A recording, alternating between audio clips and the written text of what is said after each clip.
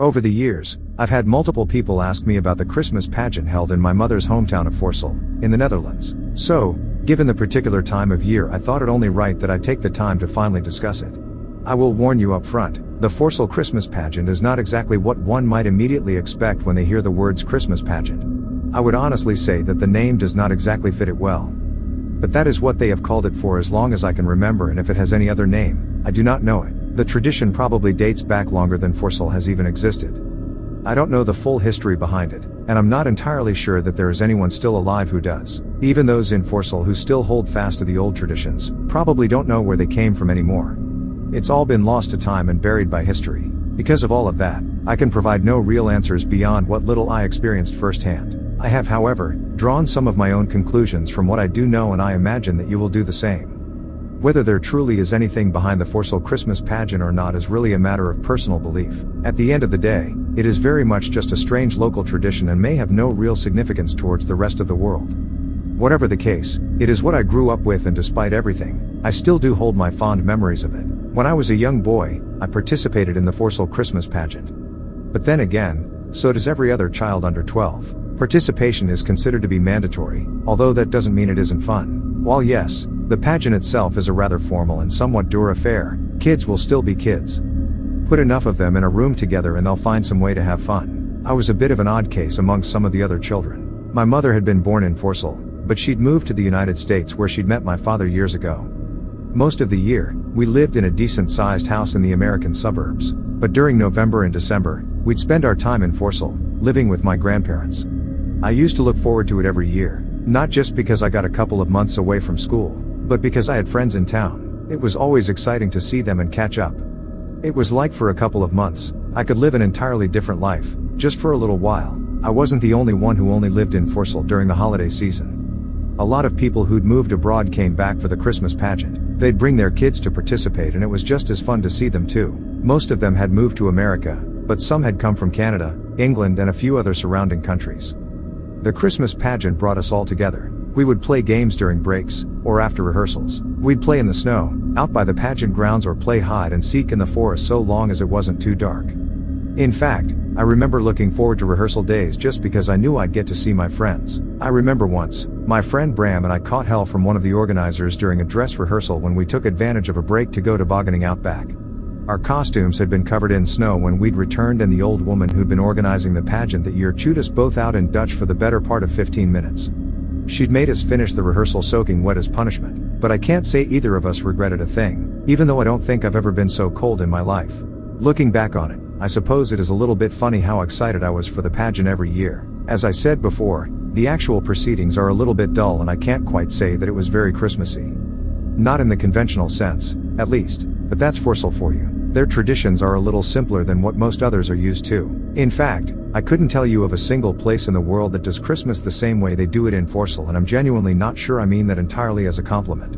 I've seen how the rest of the world views the holiday and how drastically different it is from what I grew up with. Outside of Forsel, there's much more focus on the upbeat aspects of the holiday.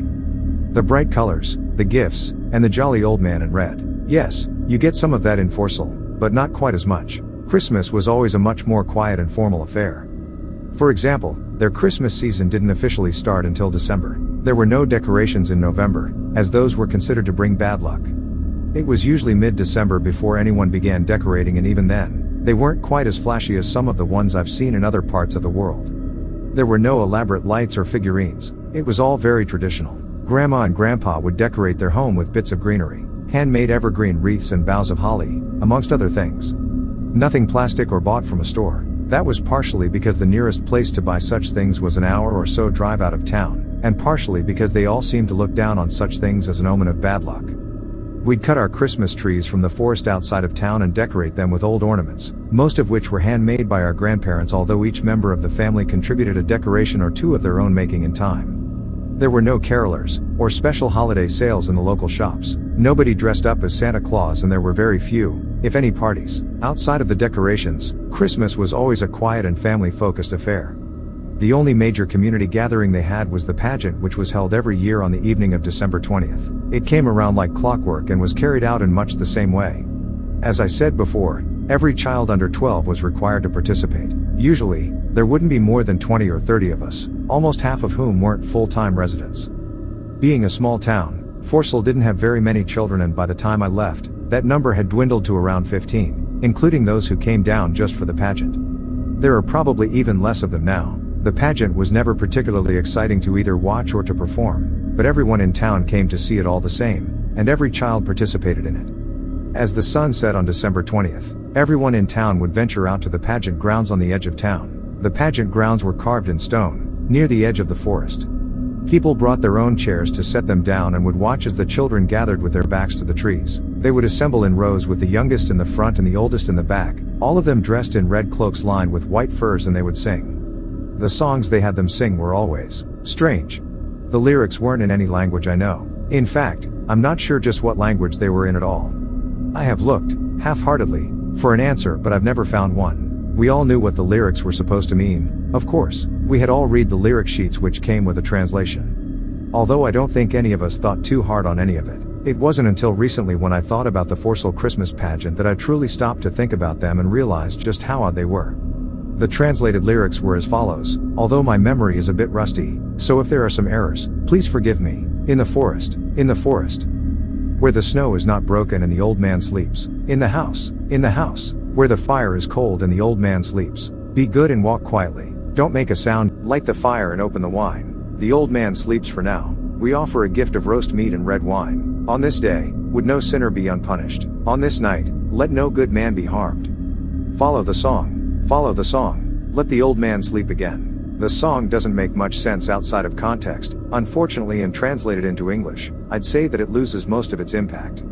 That said, I'd be lying if I said that reading these words again after all these years didn't send an icy chill through me. I can still hear the low chanting of children, reciting the song in its original language. No music to accompany them, just a chorus of young voices speaking words they didn't understand to a sea of adults who regarded the whole affair with a stern intensity.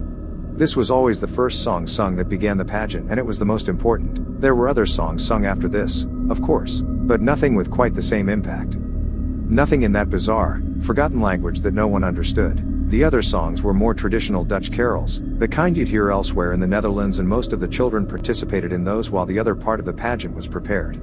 Every year, 2 of the oldest children would be selected from the group of 12-year-olds who wouldn't be participating next year. It was always people chosen both by the other children and by the adults, and it was always someone thought well of by the community.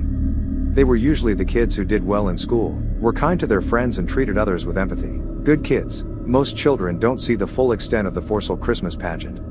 Sure, they hear things, rumors, whispers, but they dismiss them. I know I did. I wrote it off as some odd tradition, and maybe it is. Maybe there really is nothing more to it, but I don't know if I believe that.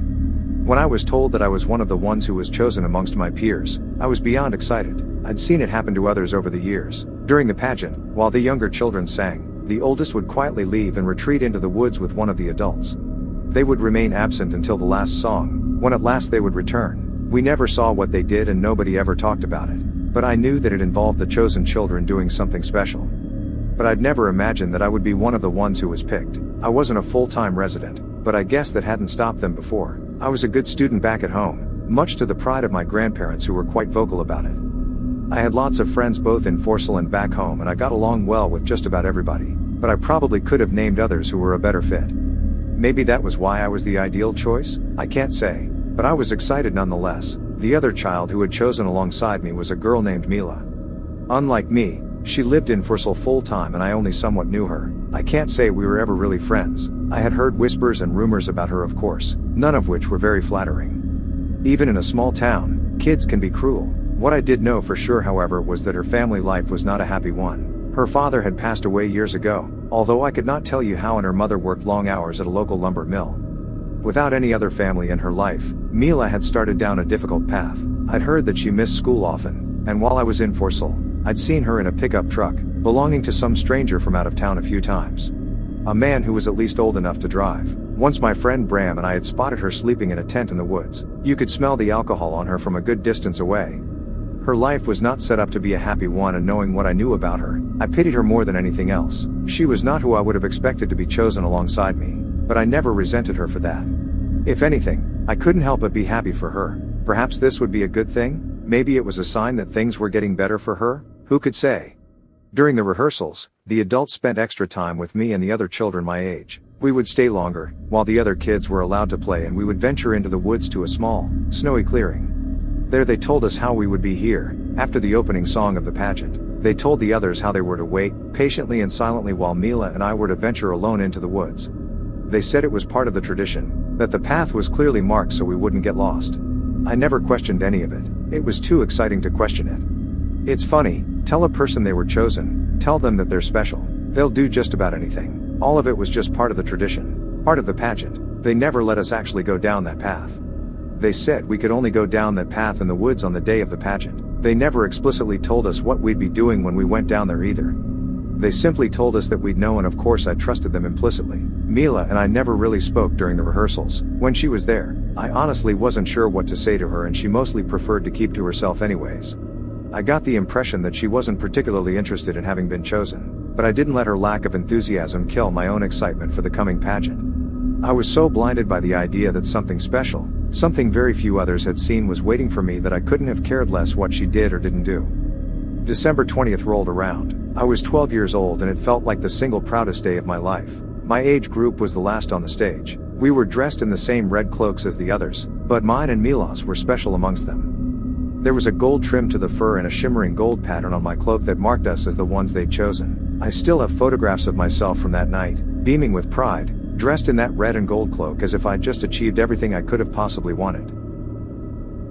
From where I stood on the pageant grounds, I could see the whole town, gathered to watch us. Behind them sat Forsell, quaint, quiet and snow-capped, lit by a full moon. It was beautiful, like something out of a holiday postcard. For as long as I live, I don't think I'll ever see a sight so lovely again. We sang that bizarre opening song. I knew the lyrics without even looking down at the sheet in my hands. I don't think I'd ever sang it quite so well before. Then, when the unusual chanting song ended, the 12-year-olds left quietly and ventured into the woods. I could see one of the adults who had helped us prepare standing by the edge of the trees, an oil lantern in his hand. He gestured for us to follow, and we did, staying in single file the entire time. He didn't speak. None of us did. The only sound was the crunch of our boots in the snow as we weaved through the trees and into the quiet clearing we'd come to know. There, we stood in a half-moon shape. There were only 7 of us, myself and Mila included. The other 5 children looked at me expectantly as they took their positions, and the man who'd led us out there, I recall his name was Finn, although I never knew him well, quietly addressed us. "Tonight is an important night for all of us," he said. "When you leave this clearing, you will be grown and you can never go back. Do you understand that?" He was met with silence, but I got the impression that was the answer he'd been expecting. He managed a slight smile before looking at me. He offered me the lantern and I took it. "You two should go. There's someone waiting for you up ahead. You'll know what to do." Something about his tone was, well, it's hard to describe. Time has taken so much from me. There is so much that I struggle to remember. I don't remember the name of the man who led us into the woods. I don't remember the names of a few of the other kids who stood with me in that clearing. I doubt I could recognize most of their faces now, but I remember very clearly the tone in his voice. There was a heaviness to it, an almost regrettable tone. He said it as if it was an apology, and I didn't understand why. Not at first. The lantern felt heavy in my hand. The man nodded at me and Mila, and with one last look back at him, I ventured forward into the forest. Mila didn't say a word as she followed me, but she lingered behind as if she didn't want to go. Maybe in her heart, she knew better than to follow me into the woods. But tradition urged her forward, and in the end, common sense didn't stay her feet. She followed in my footsteps, staying close enough to be in the light, but no closer. After the first few steps, I didn't look back as the trees swallowed me up. The moonlight's reflection off of the snow almost made it bright enough to see where I was going even without the lantern, and the trees cast sinister shadows around me. But I continued to walk, eyes set ahead, looking for the light of someone else waiting for me. We kept a slow pace, keeping an eye out for the small stacks of stones and flags tied to branches that marked the way. They were dusted in snow, but I could find them easily enough. After what felt like a half hour of walking though, I never saw any light or any indication that I wasn't alone. The only sound I heard was the distant singing from the pageant and the low whispers of the wind. Mila spoke after a while, a hint of exasperation in her voice. "What exactly are we out here for? How much further do we need to walk?" "I don't know," was the only reply I could give her. "I suppose we'll know it when we see it." "They didn't tell you?" she asked, clearly annoyed. I heard her swear and saw her reach under her cloak for a cigarette. "You shouldn't. What if you get seen?" I said. She didn't respond. She just glared at me as if to imply some sort of threat. I thought better of saying anything more about it. I let her trail behind and smoke as I kept walking. The crunch of her boots in the snow and the stink of tobacco was the only thing that told me she was still there. The next time she spoke, several minutes later, it was to suggest that we turn around before we get lost. But I insisted we stay on the path, just to see it through to the end. I could tell that she wanted to turn back anyway, but the darkness behind us was deep. I'm sure that she could have made it back without a light, but she didn't want to try. She tossed her cigarette aside and picked up the pace behind me, eager to get this over with. I suppose I really couldn't blame her for that. It wasn't much further until we saw the house. I could see it through the trees as we neared the end of the trail. It was old and made of weathered stone. Virgin snow covered the roof and the grounds leading up to it. The windows were dark, but I knew that this was where we were meant to be. My pace quickened as I hurried towards the door. For a moment, I forgot about Mila in my haste to see what was waiting for us, to see what we'd been chosen for. I could hear her running behind me to catch up and stay close to the light. By the time she caught up to me, my hand was already on the door and turning the knob. It swung open with a gust of wind, and I only barely stopped it from slamming against the wall. I looked back at Mila. Her brow was furrowed in curiosity. She pursed her lips, before stepping inside and calling out, "Hello?" There was no answer. The house seemed empty. I'd expected it to be at least a little warmer inside. But the air seemed cold enough to cut me to the bone. I could see Mila shiver as she pulled her cloak tighter around her. She glanced at me cautiously before going further into the house, and I'll admit, I was a little happy to see her showing some enthusiasm about this. I stayed close to her, listening for some other sign of life in that empty house, but as far as I could tell there was none. "Are you sure we're in the right place?" she asked as she ventured down the hall and into another room. The room was large, with a large fireplace dominating one wall. I could see some weak embers glowing inside and approached them. The fire was nearly dead. It would need to be stoked. I set about doing just that. Mila stood behind me, squinting in the darkness to survey the rest of the room. I didn't notice when she stepped away from me, towards a large table that dominated the center of the room. I was too focused on the fire and getting it restarted. Studying it, I could see the broken, burnt and twisted remains of a couple of oil lanterns, similar to the one I was holding. It seemed as if whoever had set the fire last had smashed their lantern to do so. Odd. I looked over at Mila again. She was standing by the head of the table, holding a dusty bottle of wine beside an ornate crystal glass. She'd pulled the cork off and found it empty. She looked a little bit disappointed. "No wine and no food," she said. "What are we supposed to do? Wine and food?" The moment she said those words, I understood. In the forest. In the forest. Where the snow is not broken and the old man sleeps. In the house. In the house. Where the fire is cold and the old man sleeps. The song we'd sang for as long as we could sing. This was the house it spoke of. It had to be. An old house in the forest, covered in unbroken snow with a dying cold fire? It fit too well. What was the next verse? "Be good and walk quietly. Don't make a sound. Light the fire and open the wine. The old man sleeps for now. We offer a gift of roast meat and red wine." I understood. It's a feast. "We need to prepare a feast," I said. "The fire, we need to light it. We need roast meat and red wine." "A feast?" she asked, like in that song? "For what, an old man? There's nobody here. Let's go. It's cold and I don't want to stay here any longer. We don't have meat and wine anyways." She was right. Had there been something we missed? Meat and wine. Perhaps there was some in the house, somewhere? I looked down at the lantern in my hand. It would be easier to find out if we had some light. I hadn't questioned things up until now. Why start now? I'd seen the twisted remains of other lanterns in the fireplace. It was obvious to me what I had to do. I dashed my lantern down into the fireplace, shattering it and igniting the embers anew. Mila cried out in surprise as warmth bloomed in the old house.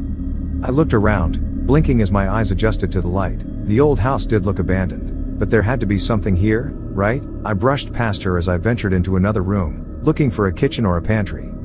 I found nothing. Yes, there were rooms that once could have been a kitchen, but there was nothing in them. No stove or oven. Just empty rooms. I returned to the main room where Mila had moved closer to the fire, watching me out of the corner of my eye as I searched. "They had to leave us something," I said as I searched for another room to explore. I spotted a chest in one corner and headed over to it. It opened with a low creak and kicked up dust as it did. I'd hoped to at least find some wine in there, but all there was a large iron pole, a small rusted knife and a couple more red cloaks, similar to those that we were wearing. I picked up the knife and turned it over in my hands, before looking back at Mila. "There's nothing else in here," I said. "I don't understand. What are we supposed to do?" I went over the song again in my head, repeating the first two verses before moving on to the third. "On this day, would no sinner be unpunished. On this night, let no good man be harmed. Leave the forest, leave the forest, let the old man sleep again." In context, it wasn't exactly helpful. Maybe I was getting it wrong? I picked up the iron spit. Looking at it, it looked like it would fit comfortably over the fireplace. It was long enough to place a decently sized animal as well. Perhaps a young pig? We can't figure it out. There's no point in staying here, Mila said. Let's just go back. It's too cold to stay out here. No, I wasn't ready to leave just yet.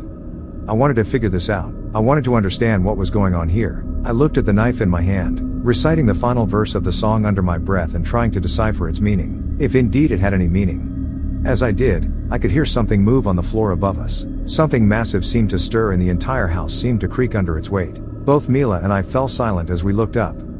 We traded a glance, but neither said a word. I don't think either of us dared to take a breath. In the house, where the fire is cold and the old man sleeps. We weren't alone. The silence around us was deafening and the knowledge that it could be broken at any moment was nothing short of crushing. It was during that silence that I looked down into the trunk again. I hadn't touched the cloaks at the bottom. I'd dismissed them as something we didn't need. But now, as I stared at them, I could see a rusty reddish color staining the white fur trim. I gingerly set the spit down before I reached in to take out one of the cloaks. Dried blood flaked off onto my hands and I felt my stomach lurch slightly as I dropped it. What is it? Mila asked. I looked at her but didn't have the heart to speak. I just stared at the bloody cloak I dropped onto the ground, feeling my knees grow weak beneath me. It took everything I had to keep standing. I suddenly wanted to vomit, because I finally understood what we had come here to do, and I did not know if it was something I was capable of. Mila looked at me, oblivious. She didn't know. She didn't understand. I envied her. I knew why she'd been chosen. She'd been chosen because of all the people in Fursel our age. She was the one that no one would miss. She was the one who could disappear, and everyone would simply shrug it off. Even me, if I hadn't been standing in that room with her, if I hadn't known what fate had been chosen for her. I never would have thought twice if one day, she'd simply vanished. I probably wouldn't have even noticed if she wasn't around when I came back again next year. I wouldn't have even spared her a thought. Mila was coming closer. She snatched the discarded cloak off of the ground and studied it. I still had the knife in my hands. Her eyes settled on the spit I'd left on the ground, and even with her back to me, I could see that she was putting the pieces together in her head, just like I had. They'd sent her here to die and they had sent me here to kill her. I couldn't do this. I couldn't murder her. I couldn't. Dear God, I couldn't put her on the fire. Then, above us I heard the slow rumble of movement again. Whatever was in the house with us, the old man stirred once more. This time, I could see the ceiling sag as it moved. Mila heard it too and she looked up with wide eyes. The old man was waking up. Something told me that he would be hungry. When I looked at Mila again, her eyes were on me. We stared at each other for several moments, each choosing our future very carefully. She looked at the knife in my hand and I knew what she aimed to do. I gripped it tightly and exhaled, and I waited for her to take it. She came at me suddenly, lunging at me to try and force me to the ground and rip the knife from my hands. I held it tightly, pulling it out of her grip as she clawed for it, panting in rage as she tried to wrestle it from me. I don't remember much about what happened. 1 minute, she had brought me down to the ground. 1 minute, we were fighting. Then the next, I heard her gasp in pain and when I looked down the knife was buried in her ribs. I stumbled backward, ripping it out of her as I scrambled away. She pressed a hand to the wound in her side and looked at me, angry and afraid. I could see the tears welling up in her eyes.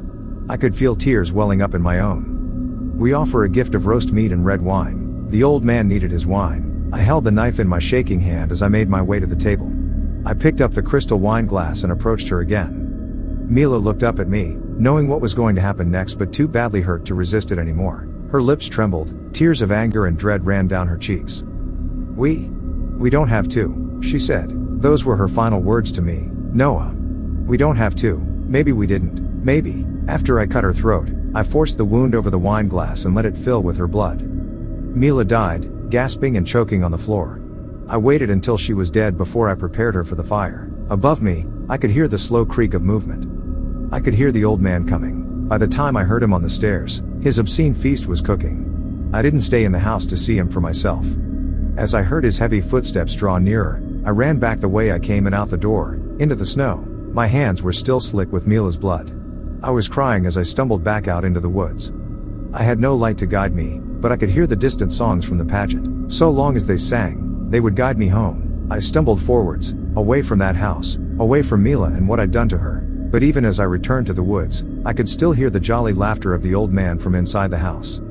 It's funny, of all the little things that change between every interpretation of Christmas, one of the ones that doesn't, is the distinct chuckle of the jolly old man who defines it. I've heard it imitated so many times by mall Santas, cartoons, television shows, and the like, but none of them have ever captured the sheer mirth in it. Ho ho ho. No matter who does it, the memory of that laugh still sends a chill through me, and I can imagine him, a grossly fat, barely human thing with a flowing white beard carving meat off the spit. Meat that was alive just moments ago. Meat that died, telling me that we didn't have to do this. Meat that nobody would miss. I said at the beginning, I have no real answers. I meant that. When I returned to Forsell, the other children were waiting for me. We returned to the pageant as if nothing was wrong, and they stood around me and sang the final song. Sinterklaas Kapoentia. Then, the pageant was over. We went home. Christmas passed like it always passes. Nobody mentioned Mila, not even her own mother, although I'm told that she did leave town a few months later. A few times, I considered asking about what happened in the forest. What I saw, what I did. Maybe my parents would know, or some of the others in town who had arranged the pageant. Maybe they'd understand why they sent Mila and I out into the forest. Maybe they'd have an answer, but I'm ashamed to confess that I never gathered up the strength to do so. To this day, I'm not sure if it was the fear of facing the guilt of what I'd done, or the fear of truly knowing what was out there that kept me from asking. Perhaps it was a bit of both, even if I never could ask about it though. Sometimes, I caught my mother looking at me, and the expression in her eyes it reminded me of the way the man in the forest had spoken to us, before we departed into the woods. There was a deep sorrow there, the implication of a heavy truth that couldn't be spoken. I never asked my mother about it. To this day we've never spoken about the Christmas pageant. I don't think we ever will. What I know for certain is that when I was 12 years old, I participated in a ritual of some sort. One child, held in high regard by the community, sacrifices one that the community holds in low regard. Perhaps it is necessary so that the old man continues to sleep. Perhaps if Forsell were ever to fail to perform the annual Christmas pageant, he would wake and find his feast elsewhere. I don't doubt that would be a calamity. Maybe that's just something I choose to believe, so I can tell myself that Mila was wrong, that I had to kill her, that we couldn't have just walked away. I really don't know for sure. Maybe I'll never know. I have not returned to Forsell in years, and I've never been back around Christmas time. Even the year after my last year in the pageant, I begged and pleaded to stay elsewhere on Christmas. I spent those 2 months staying with a friend, going to school normally and trying as hard as I could not to think about Forsell.